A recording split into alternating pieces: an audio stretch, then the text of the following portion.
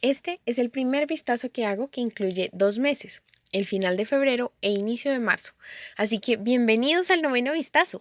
Como son varios los santos que mostraré, pueden ver cada día el que corresponde para que lo tengan presente a lo largo de la jornada. Estos son los santos que tenemos pendientes de febrero, de los que solo contamos con 2 parroquias en Bogotá, Colombia. En el anterior vistazo hablamos de la aparición de nuestra Madre en Lourdes, Francia. No se lo pierdan si aún no lo han visto. Y ahora, el 20 de febrero, recordamos a los hermanos Francisco y Jacinta, hijos de Manuel Pedro y Olimpia de Jesús Marto, que, junto con su prima Lucía, fueron los 3 pastorcitos a los que se les apareció la Virgen Santísima en Fátima, Portugal. Los detalles de estas preciosas apariciones las veremos el 13 de mayo.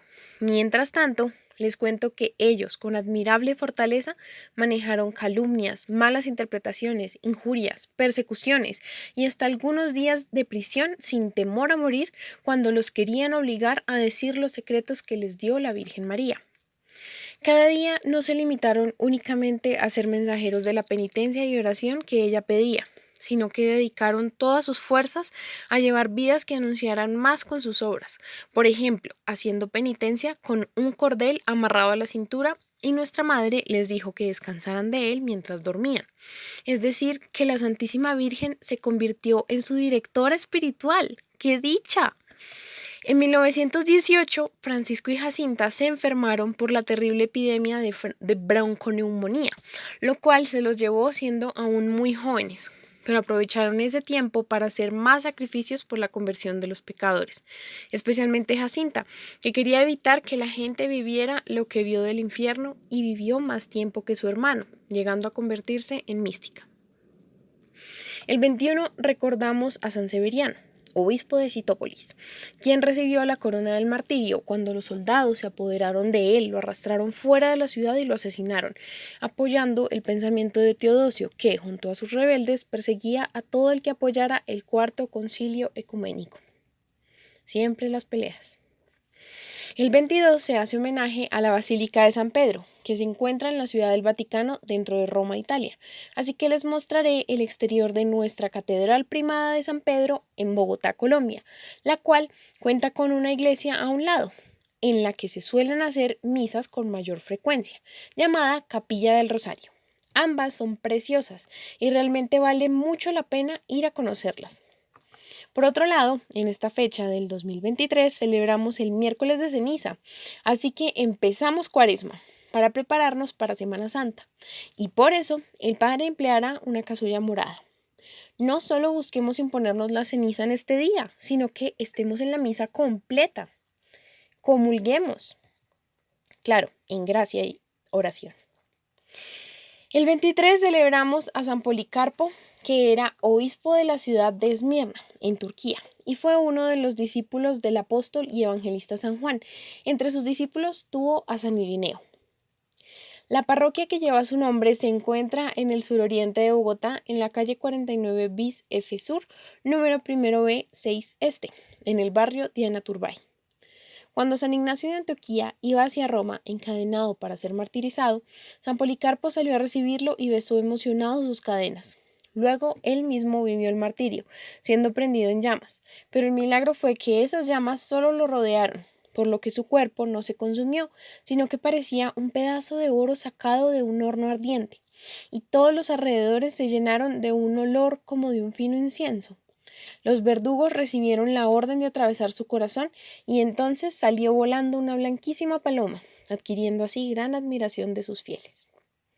El 24 está San Ethelberto, rey de Kent, que se casó con una princesa cristiana llamada Berta, que era hija única del rey de París. Ethelberto concedió a su esposa plena libertad para participar de su religión, y Berta llevó a Inglaterra a Liudardo, un obispo francés, pues era muy piadosa y de amables virtudes, que, indudablemente, impresionaron mucho a su marido. Sin embargo, el rey no se convirtió hasta la llegada de San Agustín y sus compañeros, cuando las conversiones empezaron a multiplicarse, y pronto el rey y su corte fueron bautizados en Pentecostés del año 597.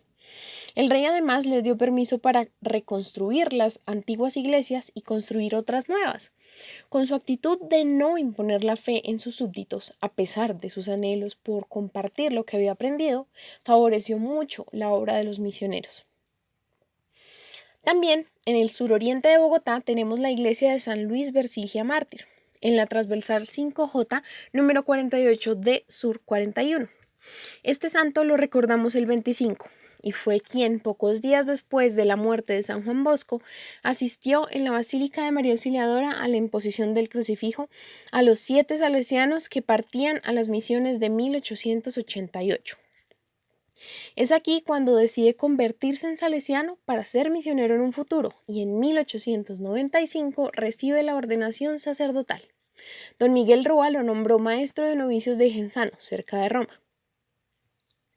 En 1922, Monseñor Versigia hace una visita a Italia donde Calixto Caravaggio se ofrece para ayudarle en su labor misionera en China, a donde se dirigen en 1930, junto con 3 alumnas de las salesianas.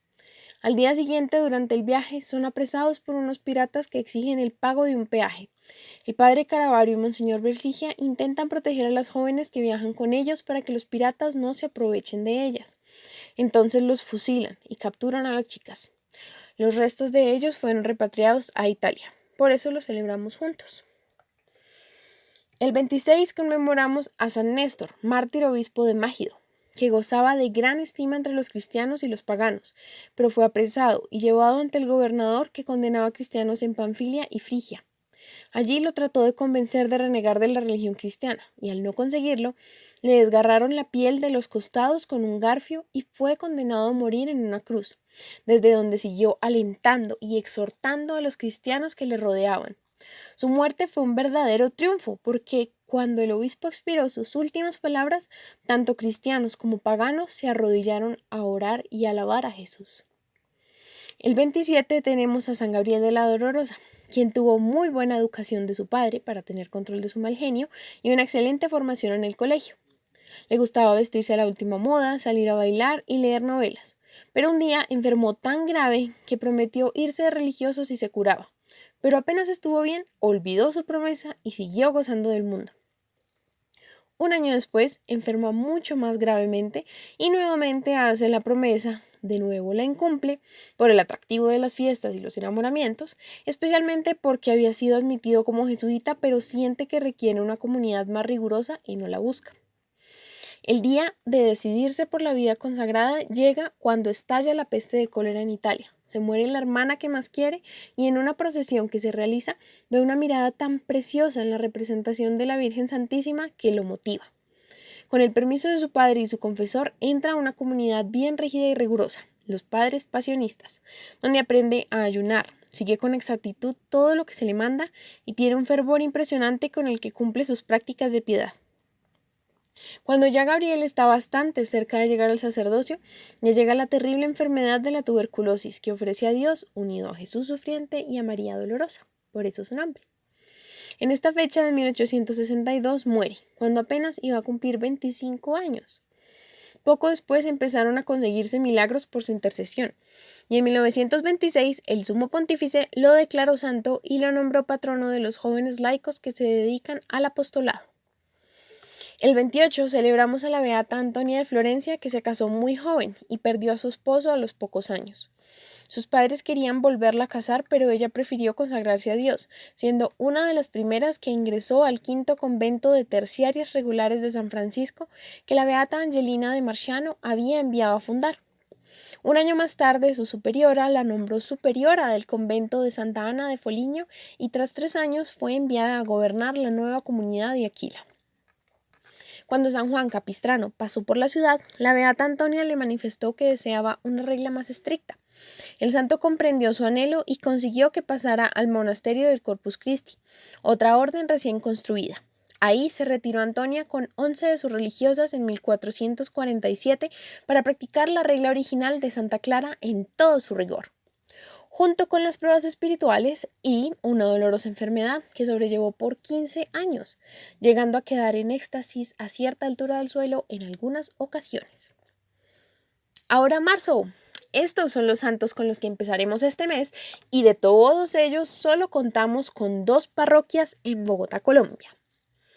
El 1 de marzo comenzamos mes con San Albino, quien a los 35 años fue elegido abad. Bajo su gobierno floreció extraordinariamente el monasterio y se convirtió en un verdadero jardín de virtudes. Se le atribuyen muchos milagros, curaciones de enfermos y de ciegos e incluso la resurrección de un joven llamado Albaldo. En otra ocasión, después de haber intercedido sin éxito por unos prisioneros, se derrumbó durante la noche una parte del muro de la prisión y estos pudieron escapar. Inmediatamente fueron a ver al santo y le prometieron cambiar de vida. El 2 recordamos los feroces martirios que sufrieron cristianos en Italia con la invasión de los lombardos que querían pervertir a la población con sus ritos paganos, y cómo se negaron a seguirlos, los mataron. El 3 conmemoramos a San Marino, perteneciente a una noble familia de Cesarea de Palestina y muy distinguido en el ejército. Iba a ser condecorado con el emblema de centurión cuando uno de sus rivales objetó que no tenía derecho a aspirar a eso por ser cristiano y no poder ofrecer sacrificios al emperador. Él confesó que eso era verdad y mientras era ejecutado, San Astirio, un senador romano que gozaba del favor del emperador, asistió, envolvió el cadáver en su propia capa y se lo echó sobre los hombros. Le dio cristiana sepultura. Cuando el gobernador se enteró de lo sucedido, interrogó a Astirio y al confesarse también cristiano, fue condenado al martirio. Por eso lo celebramos juntos. El 4 está San Casimiro, llamado por los polacos como el pacificador. Fue el tercero de los 13 hijos de Casimiro IV, rey de Polonia, y de Isabel de Austria. Se consagró a la oración y penitencia. Era tranquilo, alegre y simpático con todos. Su amor a Dios se traducía en amor a los pobres, que son miembros de Cristo. Por obediencia a su padre, Casimiro tuvo que partir a la frontera con Hungría como cabeza del ejército para defender a los nobles de ese país de su antiguo y tirano rey. Sin embargo, no tuvo mucho éxito. Las austeridades que practicaba agravaron la enfermedad de los pulmones que padecía y Casimiro murió en 1484 cuando solo tenía 23 años. El 5 recordamos el martirio de Adrián y Eúbulo, que al ir de Batenea a Cesarea para visitar a los confesores de la fe, fueron interrogados por guardias de la ciudad, y ellos les dijeron con toda franqueza que habían ido a visitar a los cristianos. Inmediatamente fueron conducidos ante el gobernador, quien los mandó azotar y desgarrar con garfios de hierro para después ser arrojados a las fieras y terminaron con sus vidas, decapitándolos.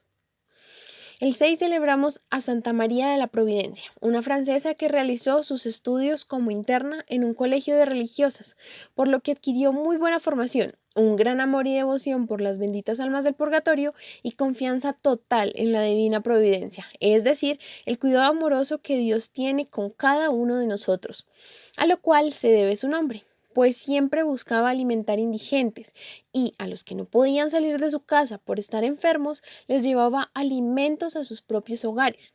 Le encantaba ayudar a barrer y adornar los templos. Luego de 7 años de estos oficios, oyó a un misionero predicar sobre las misiones, lo cual la motivó a hacer rifas para conseguir dinero para estas y a recoger ayudas para los misioneros. A los 27 años, con permiso del confesor, hizo voto de castidad.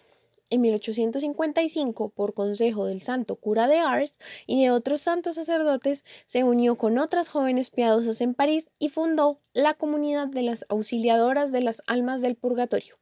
Pero María era terca y no le gustaba hacer mucho caso de los consejos de sus directores, así que la orden no se pudo formar hasta que un padre jesuita le hizo frente y le redactó las reglas o constituciones de la nueva comunidad, las cuales fueron adoptadas y aceptadas en 1859.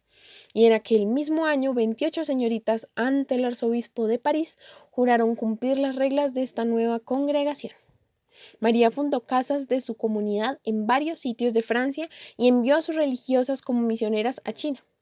Murió en 1871 por un cáncer que la atormentó por bastante tiempo. El 7 conmemoramos el martirio de las santas Felicidad, Perpetua y sus compañeros. Perpetua era una joven madre de 22 años que tenía un bebé de pocos meses. Pertenecía a una familia rica y muy estimada por toda la población. Mientras estaba en prisión, por petición de sus compañeros mártires, fue escribiendo el diario de todo lo que le iba sucediendo. Felicidad era una esclava de Perpetua. Era también muy joven y en la prisión dio a luz una niña que después los cristianos se encargaron de criar muy bien. Las acompañaron en su martirio unos esclavos que fueron apresados junto a ellas y su catequista, el diácono Sáturo, que las había instruido en la religión y las había preparado para el bautismo. A Sáturo no lo habían apresado, pero él se presentó voluntariamente. El hijo de Perpetua fue cuidado y educado por las tías y la abuelita, que entendían su sacrificio. La vaca que soltaron para que las corneara no las mató, así que les cortaron la cabeza. El 8 recordamos a San Juan de Dios, quien estuvo de soldado bajo las órdenes del genio de guerra Carlos V en batallas muy famosas. La vida militar lo hizo fuerte, resistente y sufrido. La Santísima Virgen lo salvó de ser ahorcado, pues una vez lo pusieron en la guerra a cuidar un gran depósito y por no haber estado suficientemente alerta, los enemigos se llevaron todo. Una vez fuera del ejército quiso hacer un poco de apostolado y se dedicó a ser de vendedor ambulante de estampas y libros religiosos. Cuando iba llegando a la ciudad de Granada, vio a un niñito muy pobre y muy necesitado. Se ofreció bondadosamente a ayudarlo. Aquel niño era la representación de Jesús, el cual le dijo: Granada será tu cruz, y desapareció. Así fue. Al llegar allá a vender libros, se encontró con el padre San Luis de Ávila, que en su sermón contra la vida de pecado le movió el corazón al punto de arrodillarse y empezar a gritar: misericordia, Señor, que soy un pecador. Lo repitió por las calles pidiendo perdón a Dios. Tenía unos 40 años. Se confesó con San Juan de Ávila y, como penitencia, le dijo que se hiciera el loco, pues así la gente lo humillaría, le pegaría e incluso fue llevado al manicomio, donde se dio cuenta del maltrato que recibían estas personas. Cuando San Juan de Ávila volvió a la ciudad y supo que a su convertido lo tenían en un manicomio, logró sacarlo y le aconsejó que ahora se dedicara a una verdadera locura de amor. Gastar toda su vida y sus energías en ayudar a los enfermos más necesitados por amor a Cristo, a quien ellos representan. Juan alquila una casa vieja y allí empieza a recibir a cualquier enfermo, mendigo, loco, anciano, huérfano y desamparado que le pida su ayuda. Durante todo el día atiende a cada uno con el más exquisito cariño, haciendo de enfermero, cocinero, barrendero, mandadero, padre, amigo y hermano de todos. Por la noche se va por la calle pidiendo limosnas para sus pobres. El señor obispo, admirado por la gran obra de caridad que estaba haciendo, le añadió 2 palabras a su nombre y empezó a llamarlo Juan de Dios, y así se le llamó toda la gente en adelante. Un día su hospital se incendió y Juan de Dios entró varias veces por entre las llamas a sacar a los enfermos, y sin sufrir quemaduras logró salvarle la vida a todos esos pobres.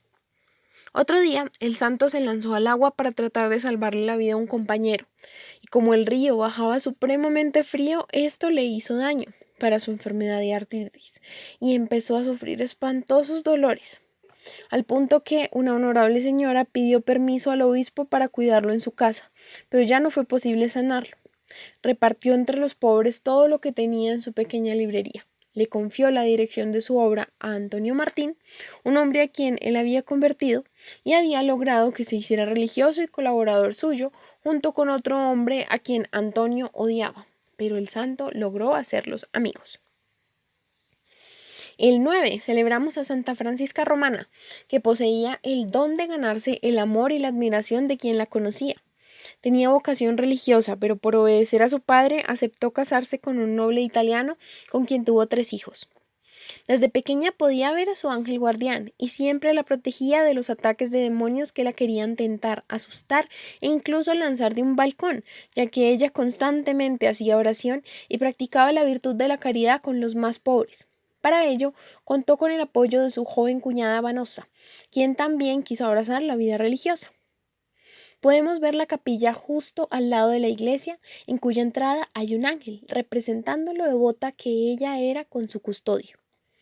Está ubicada en la calle 71A, número 27A14. A mí personalmente me encantó el diseño con el que la hicieron, pues su torre triangular en el interior da un efecto circular y el altar se resalta con la entrada directa del sol. Ahora sí, veamos la capilla con calma mientras les cuento el resto de su historia. Cuando su esposo y su cuñado fueron hechos prisioneros y la familia entera quedó pobre, Francisca continuó asistiendo a pobres y enfermos. Luego de la muerte de su primer hijo, la santa decidió convertir su casa en hospital y Dios premió sus oraciones y trabajos concediéndole el don de sanar a los enfermos. Posteriormente, Francisca formó una congregación de mujeres que solo tendrían el voto de consagrarse interiormente a Dios y al servicio de los pobres. Por eso, la orden se llamó las Oblatas de María. Sin embargo, poco después, el pueblo cambió el nombre por el de Oblatas de Tor Espequín. Muchas gracias por ver este noveno vistazo, espero que les haya gustado. Por favor, déjenme en sus comentarios todas sus opiniones y qué parroquias quisieran que les presentara con más detalle. Muchas gracias, hasta la próxima.